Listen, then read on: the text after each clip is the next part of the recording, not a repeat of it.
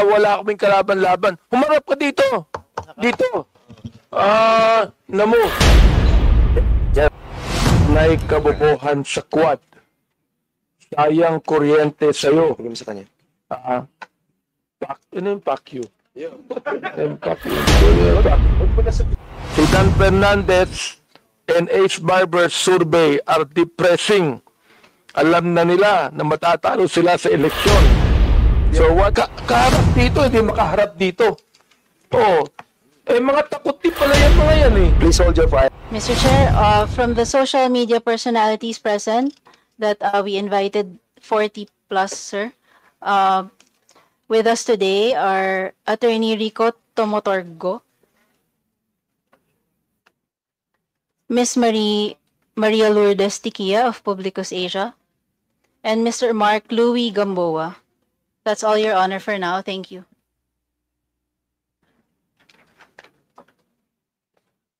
Okay, Additional resource person, sir, from Press 1, Mr. Felipe Ipe Salvosa, editor. Thank you, Your Honor. Mr. Chair, just a clarification from COMSEC. Out of the 41 social media personalities, only 3 have attended. Yes, Mr. Chair, some of them sent excuse letters via email. yes, we have received of a different communication coming from the different resource persons, including the platforms like TikTok, YouTube, Google, and Facebook, Meta, Facebook, and to some personalities who have written us an excuse letter. They want to see or to acknowledge these excuse letters. Siguro isa-isa natin, no, para at least maging fair naman po doon sa mga resource persons who have attended while others have not. So ito po yung mga excuse na galing kay Crisette Chu. I think this is reference to your invitation to joint inquiry. After careful consideration, I would like to respectfully turn down your invitation due to these following reasons. There are so many reasons, and maybe I'll be giving this to the members for their perusal afterwards, para makita natin what action to be taken. Also from Aaron Peña, meron din po siyang excuse letter. Yes.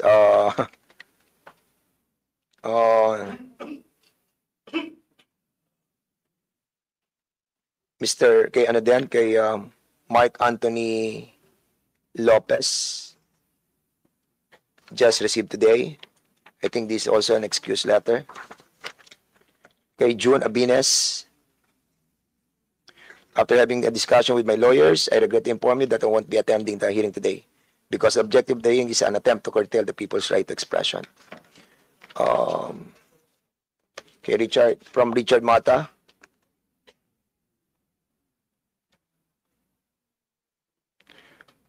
Thank you for the invitation. I just received this yesterday.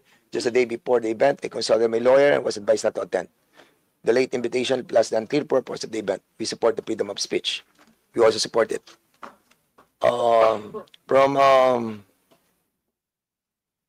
From Elizabeth Joy Cruz. Same excuse. Meron din excuse. Kay Attorney Trixie Cruz Angeles, I respectfully decline this invitation as I question the legality of the inquiry as well as the proposed legislation for being violative of the constitutional guarantee of free speech. From Ethel Garcia, decline as well. From Maui Spencer, out of the country.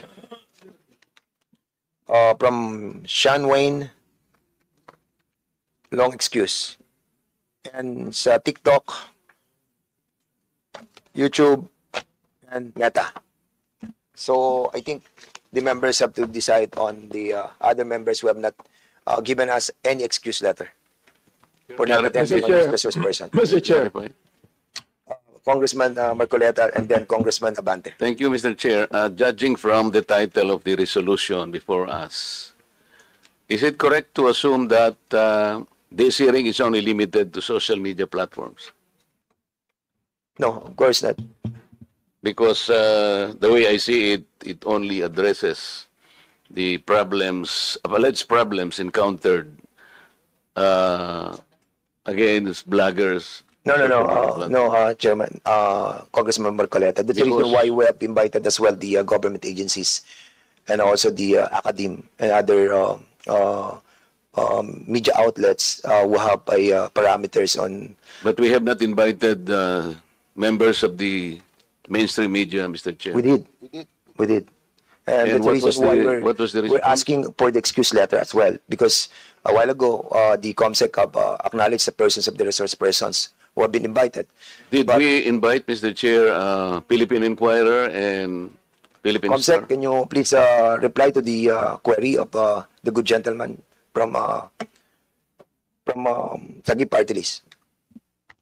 Thank you, Mr. Chair. Philippine Daily Inquirer was not invited, Mr. Chair. How about Mr. Chairman. other social media? How about some other major media outlets? Philippine Star, Mr. Chair.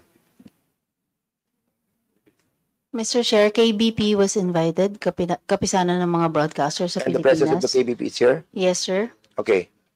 Did that satisfy the query of Congressman Marcoleta?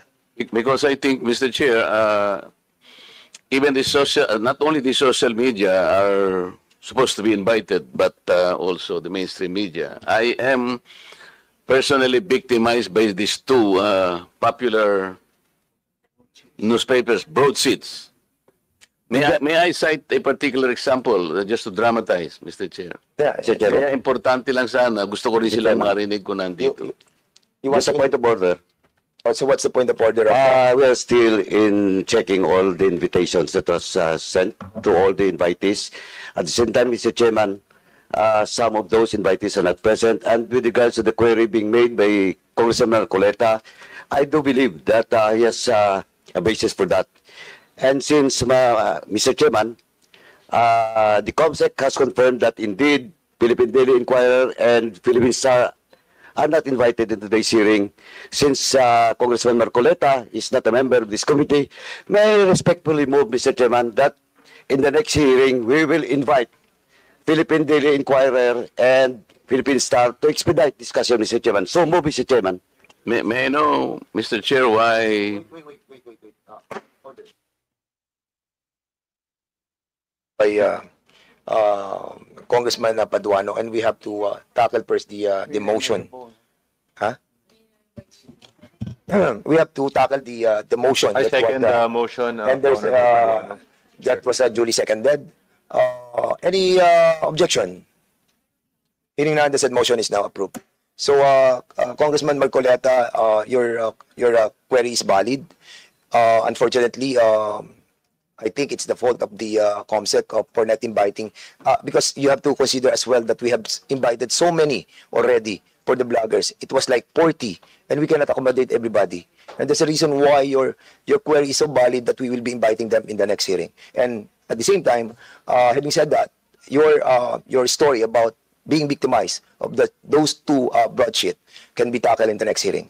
So the next item. Mr. Chair, Yes, you have the floor right now, Congressman.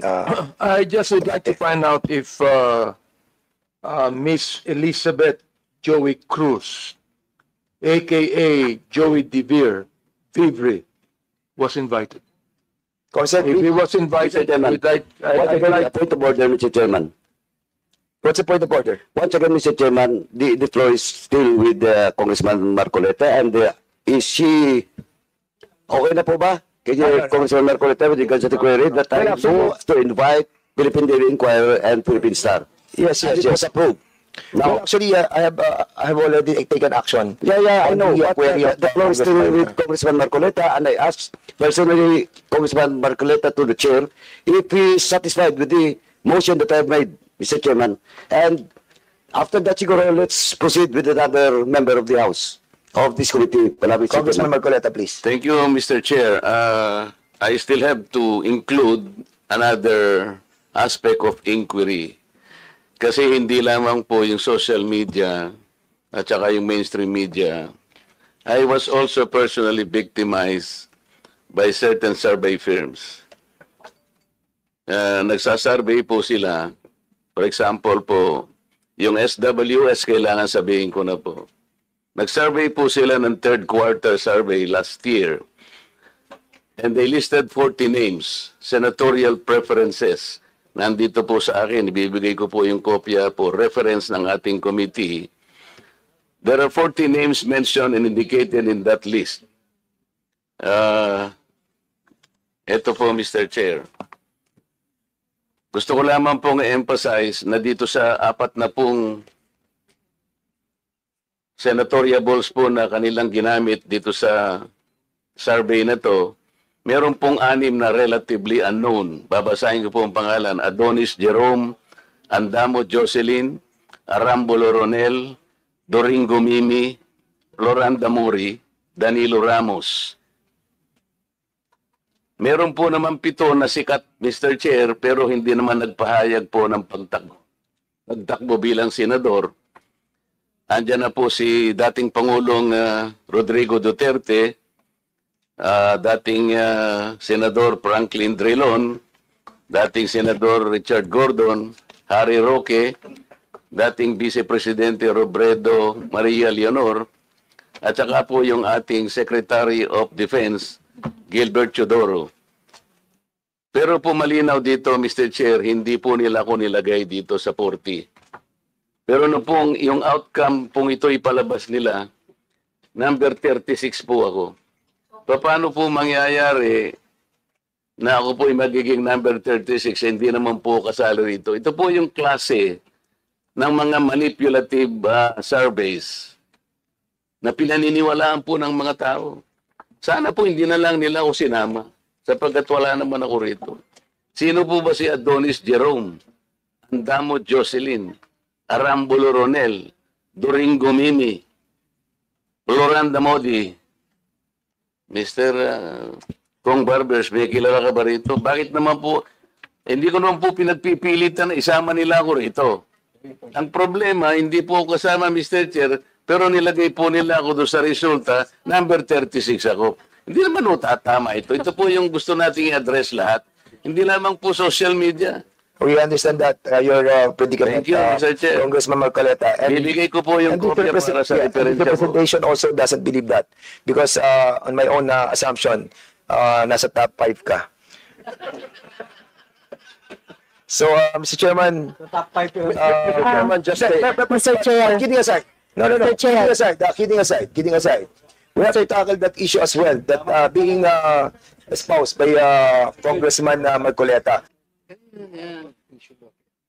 Yes, Congressman. Particularly, I am referring to AKA Joe Divivri, sapagkat matindi yung kanyang mga sinabi dito. Gusto ko talagang makita siya at makausap, sapagkat dito minura niya ako. At ang sabi niya, panay kabobohan sa quad. Sayang kuryente sa'yo. Bigyan mo sa kanya. Ano yung pack you? Hindi ko alam yung pack. Huwag mo na sabihin. Congressman, tutuloy ko ng puta. Mr.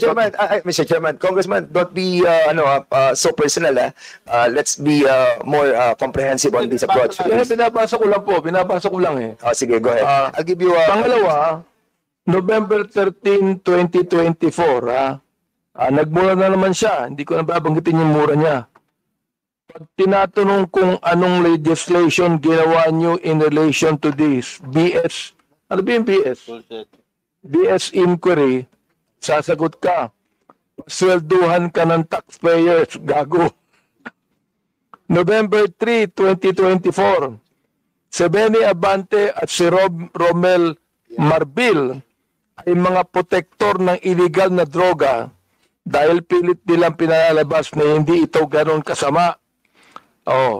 Tapos sabing ganyan, si Dan Fernandez and Ace Barber's survey are depressing. Alam na nila na matatalo sila sa eleksyon. So what is the hearing for? Smoke screen for the discount. Tinabi ko ito sapagkat matindi po itong mga akusasyon na ibinigay nitong gusto ko nilang magmura eh. Hindi na ako magmumura muna. Oo. Kailangan po, itong mga to, ang tatapang nila eh. Ang tatapang sa pagmumura, nang wala tayong kalaban-laban. Ngayon, pag kaharap dito, hindi makaharap dito. Oo. Eh, mga takot din pala yung mga yan eh. Please hold your fire, please. I'm Just on the process of administrative, ano pa lang muna tayo, Congressman Debate. We can tackle that on the interpellation. Mr. Chair, gusto ko lang pong bagitin tong kanya excuse letter. O nakalagay dito, after meaningful consultation with my lawyers, gumaya pa na abogado. I have decided to respectfully decline. Respectfully? Minumura tayo, respectfully? To share my knowledge on matters. Hindi knowledge ang kailangan natin. The lawyer, if this is like... Oo. Ask the lawyers kung libelous yung ginawa niya o slander. No, O nakalagay, I would like to categorically state that I am neither paid by POGO operators. Hindi na pinag-uusapan. Pinag-uusapan natin yung mga sinabi niya.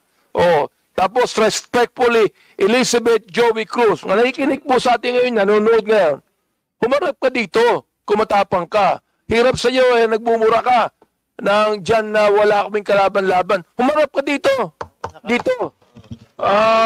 Namo. Chairman. Wait. Quiet, please observe, refrain from laughing or whatever expression you wanted to, please observe decency and, of course, Chair.